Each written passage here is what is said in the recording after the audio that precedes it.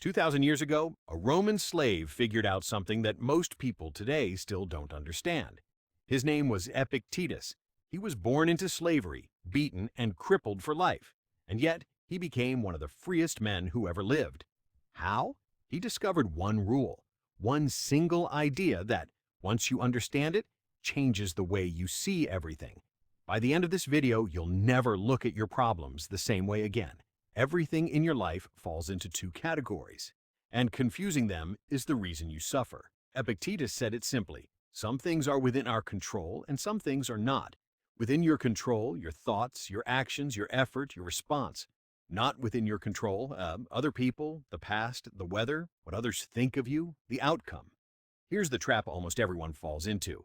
We pour our energy into the things we can't control and neglect the only thing we actually can: ourselves. The result?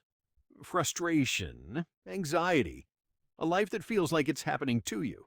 Master this one distinction and you take back your power.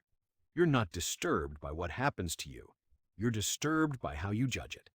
Marcus Aurelius, Emperor of Rome, the most powerful man alive, wrote a note to himself that we still read today. You have power over your mind, not outside events. Realize this and you find strength. Think about it. Two people lose the same job. One falls apart, the other sees an opportunity. Same event, different response. The event didn't decide their suffering. Their judgment did. This is the secret hiding in plain sight. Between what happens and how you react, there's a space. And in that space lives your entire freedom. A slave became freer than an emperor. Here's the difference between them. Epictetus was a slave. Marcus Aurelius was an emperor, opposite ends of the world. But both understood the same truth. Real freedom isn't about your circumstances. It's about your mind. You can be rich and enslaved by fear. You can be poor and completely free. The Stoics trained themselves daily, not to control the world, but to control their reaction to it. Because the one thing no one can ever take from you is how you choose to respond. Here's how to use a 2,000-year-old rule in your modern life starting today. Next time you feel anxious or angry, ask yourself one question. Is this in my control? If it's not, let it go.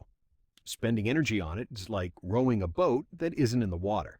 If it is, then act. Focus everything on your effort, not the outcome. Someone insults you, their words are theirs. Your peace is yours. Stuck in traffic, you can't move the cars, but you can choose your state of mind. The Stoics called this practice the discipline of assent, a fancy name for a simple habit. Pause, judge wisely, respond with reason. The goal of Stoicism was never to feel nothing. It was to be unshakable. Let's clear up the biggest myth. Stoicism isn't about suppressing emotion or becoming cold. It's about not being a slave to your emotions, feeling fully, but not being controlled. Seneca, one of Rome's wisest men, said we suffer more in imagination than in reality. Most of our fears never even happen.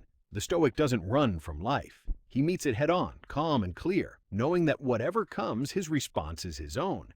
That is what it means to be free, not to control everything, but to need to control nothing. So here's the one rule that frees you from everything. Focus only on what you can control. Let the rest go. It sounds simple. Living it is the work of a lifetime. But every time you practice it, you get a little freer. Tell me in the comments, what's one thing you need to stop trying to control? And if this gave you a new way to see things, subscribe. We go deeper every week. Remember, you can't control the world, but you can always control you.